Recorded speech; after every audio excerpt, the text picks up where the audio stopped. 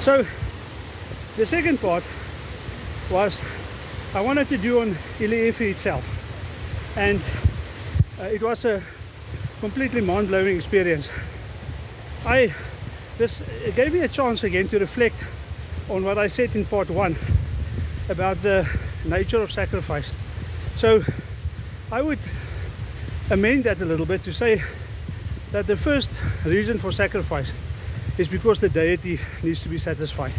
He's angry about our sin or about some other offense that we committed, and we must pacify him. We must pay for the sin, so to speak. So that is across, I think, most sacrificial traditions.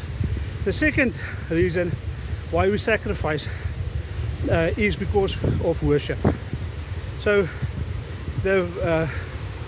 when an animal is killed, so in the Nigerian tradition, I interrogated this with one of the kings in Ile Ife, who is associated with the hunter in the Ile Ife pantheon, and he confirmed with me that the reason that sacrifice, there is not what we find with the sand in southern Africa, this three-way discourse between the deity, the hunter and the animal. But what we do have is we have a very strong tradition that even as the animal his neck is cut to bleed out after it was hunted, the blood that enters the ground is most definitely seen as worship. So this element of worship is extremely strong in Ile Ife and in the hunter tradition of Nigeria. So there's a sense in which there is just homage paid to the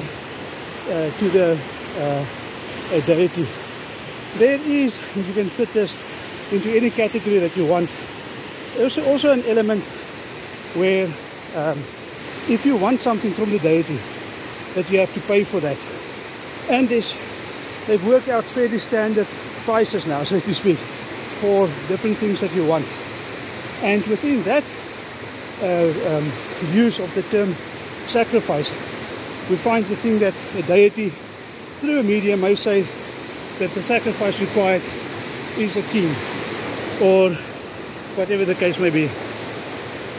And the reason why I'm talking to you, just by the way, on this hike, this is our last day in the area, and we decided just to get some relaxation time, do this short hike before we travel again back to Lagos. So the order, what seems to be taking shape in my mind, which is the link to nutrition, is blood trumps animal flesh, intestines,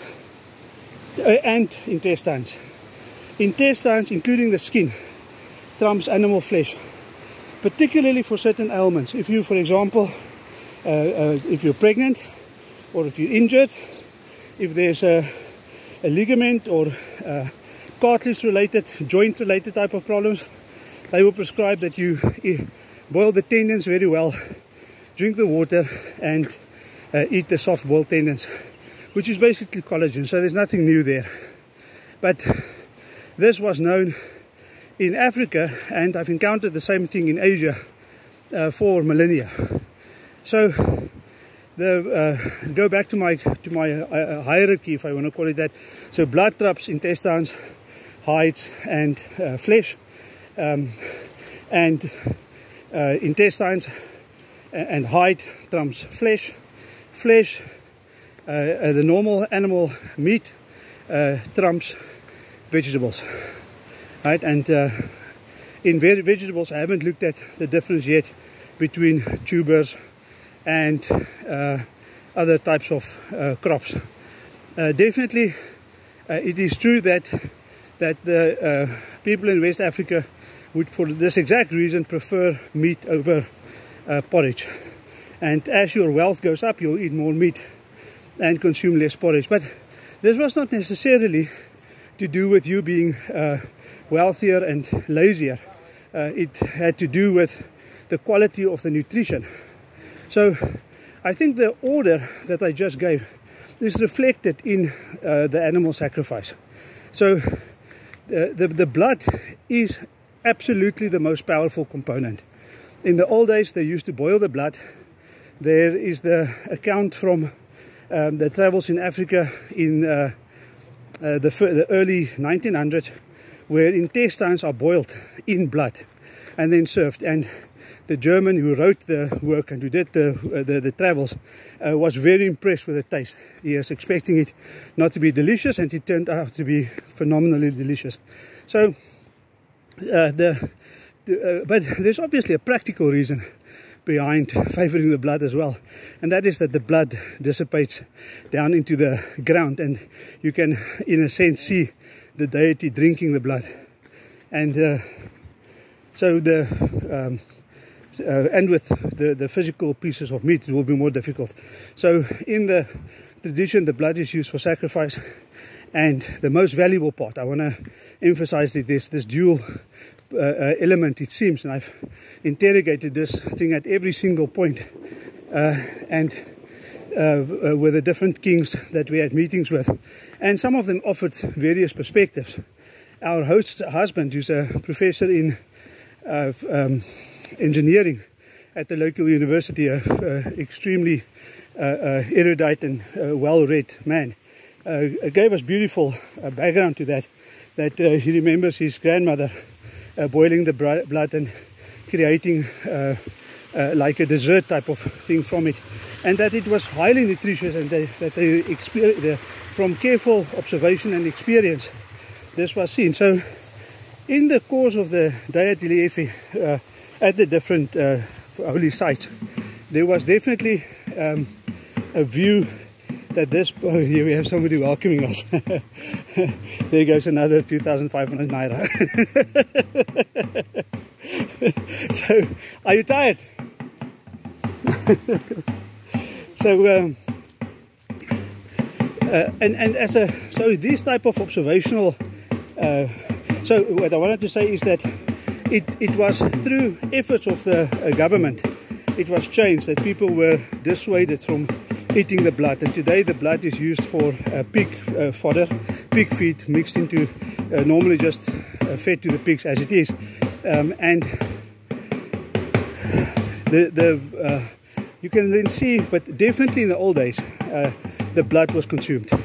It was boiled and it was consumed, and the highly nutritious value of this in the hierarchy that I presented, well, let me say this, the hierarchy that I presented seemed to have come from the work with the different holy sites of Ile Ife, discussing sacrifice for an entire day with the different kings and with people in the know.